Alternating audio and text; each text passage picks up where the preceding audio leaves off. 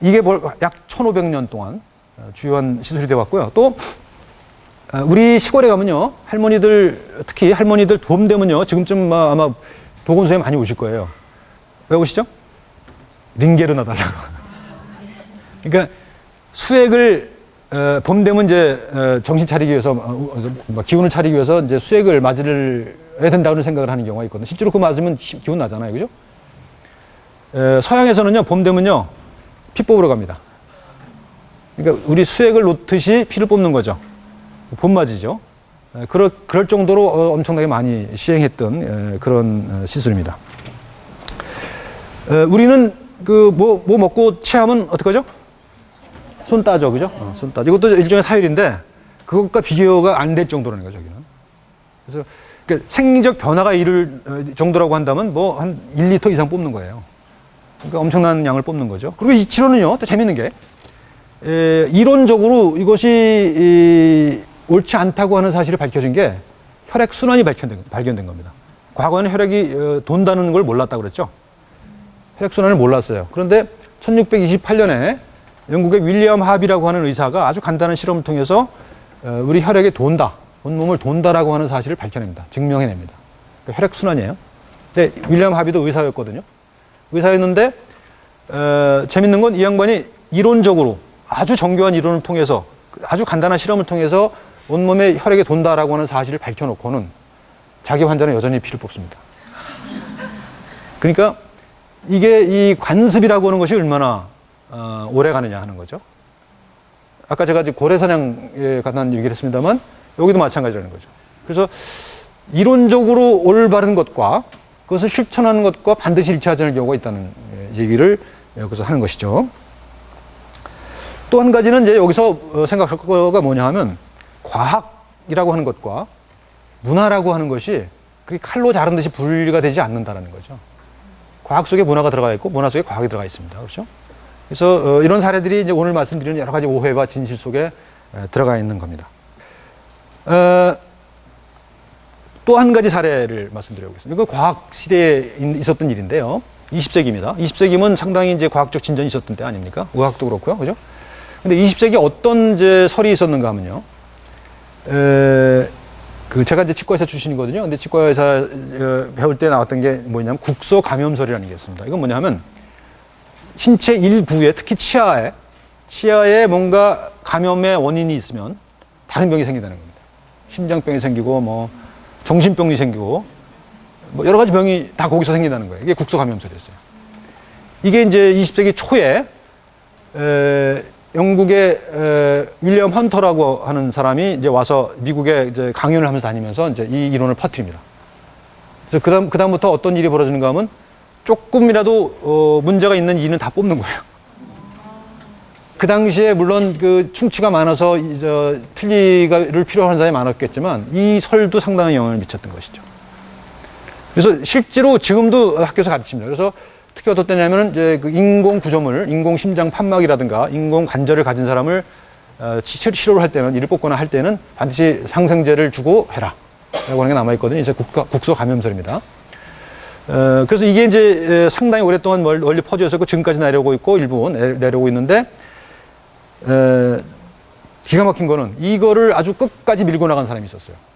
국소 감염설을 끝까지 밀고 나간 사람이 어떤 사람이 있었는가 하면 커턴이라고 하는 사람, 카인디 커턴. 이게 이제 이 사람이 일했던 병원입니다.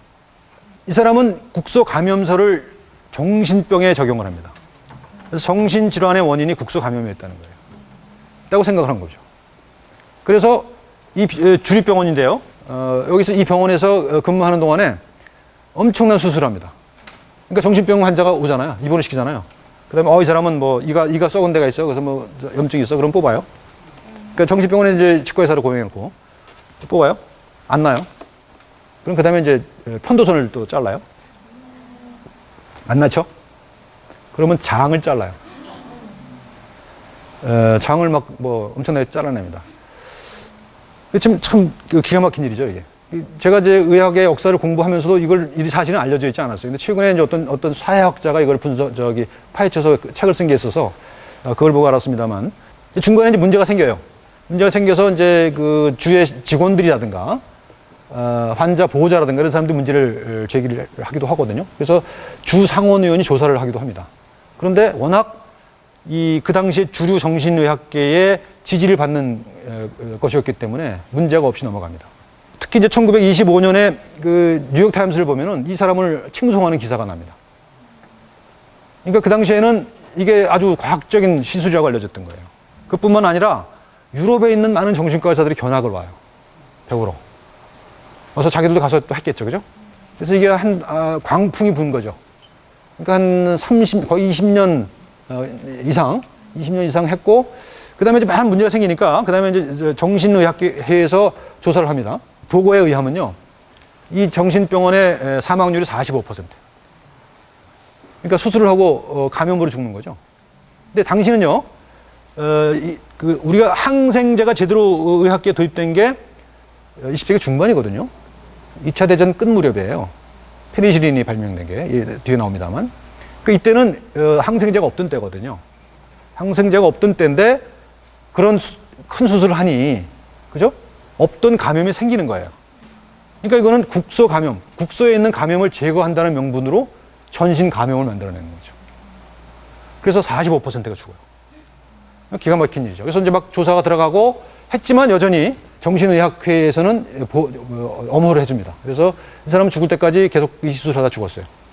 그리고 잠깐 문제가 생겼을 때 이제 자기가 어떤 정신적으로 고통을 당했어요. 근데 자기도 이제 그렇게 판단한 거, 자기 자신에 대해서도 내가 이 국소 감염이 있어서 이게 우울하다. 자기 치아를 뽑습니다. 그리고 이제 좋아졌어. 그러고 다시 복귀합니다. 그리고 자기 아들도 뽑습니다. 그러니까 확신에 찬 거죠. 확신에 찬 시술을 했던 그런 역사가 있어요. 기가 막힌 거죠. 근데 지금 우리의 일반적인 의학사는 이런 사실들을 잘 기록은 안 합니다. 치부거든요. 의학사의 치부거든요. 이런 건 잘 드러내고 싶지 않은 거죠. 그런 심리가 작용해서 그랬는데 그렇습니다. 어쨌든 간에 국소 감염이라는 것이 완전히 틀렸다, 100% 틀렸다라고 하기는 어렵죠. 그죠? 지금도 사실 그렇습니다. 그죠? 그래서 지금도 논란이 있는 거긴 하지만 심장병의 원인으로 치주염을 거론하는 학자들도 많이 있습니다. 치주염이 있으면 심장병이 생긴다라고 하는 그런 증거가 있답니다. 그래서 틀린 건 아니지만 이거를 과도하게 해석을 해서 엄청난 비극적인 일을 벌였던 그런 사례가 있다는 겁니다. 그 다음에 또 이제 아주 한때는 열렬한 신봉자들을 거느렸지만 지금은 이제 뒷골목으로 사라진 이론들이 많습니다. 그 중에 하나가 골상학입니다. 골상학. 우리 관상 보죠, 여러분. 관상 보러 가죠? 축제 때 관상 보잖아요. 그죠? 관상 보고 이제, 그런데 이 사람들은 19세기 서양 사람들은 뭐냐면 골상을 봅니다. 머리 모양을 보고, 우리는 얼굴 모양을 보고 이렇게 보는데, 머리 모양을 보고, 이제 이쪽 그림 보면 거기 이제 일상생활 하는 그런 모습들이 그려져 있어요. 그러니까 이쪽 부위가 예를 들어서 어디가 더 크면 이 사람은 화를 잘 낸다든가, 그런 식으로 근거 사실 없죠. 그죠? 아무 근거 없는 거예요. 근데 그렇게 가정을 하는 거죠. 그래서 이제 이렇게 하는 이렇게 사람의 성격을 저걸로 얘기하는 그런 그런 것이 있습니다. 이게 뭐와 비슷하죠? 우리 요새 유행하고 있는 혈액형 인간학과 비슷합니다. B형 남자 어쩌고 그죠? 이런 것들도 사실은 과학적 근거가 사실 없는 거거든요. 이거는 거의 확실하게 말씀드릴 수 있는데 전혀 없습니다. 근데 아직도 많은 분들이 믿죠? 혈액형하고 성격하고 관련이 있다고 생각하는 분이 상당히 많이 있습니다. 이것이 과학적인 영역에 들어가면 이런 일이 벌어집니다. 일제 때예요. 일제 때 서울대학교에 교수로 있는 일본 사람이 어떤 조사를 했는가 하면 한국인에 대해서 이제 혈액형의 분포도를 조사를 했어요. 그 다음에 일본 사람들의 분포도를 조사를 하고요. 유럽 사람들의 분포도를 조사했습니다. 그래 봤더니 그 분포의 비율이 일본인은 유럽에 더 가깝더라. 라고 하는 발표를 합니다. 근데 그 발표에 뭐라고 수식어가 붙는가 하면 다행히. 다행히. 유럽이 기준이라는 거죠. 유럽이 기준이어야 될 이유가 있나요? 전혀 없죠. 전혀 없는 겁니다. 그죠? 아무런 이유가 없는 겁니다. 그런데 거기다 다행이라고 하는 말을 붙입니다. 그러니까 이게 이제 어떤 혈액형을 통해서 자기 민족의 우수성을 증명해 보이고자 하는 그 욕구가 그렇게 드러나는 거고, 조선민족은 너희들은 아직 아니다. 이런 얘기를 하고자 했던 거죠. 이것이 전혀 과학적 근거가 없는 그런 것들이라는 겁니다. 그다음에 이제 아주 유명한 게 우생학입니다. 우생학은 뭐냐? 우리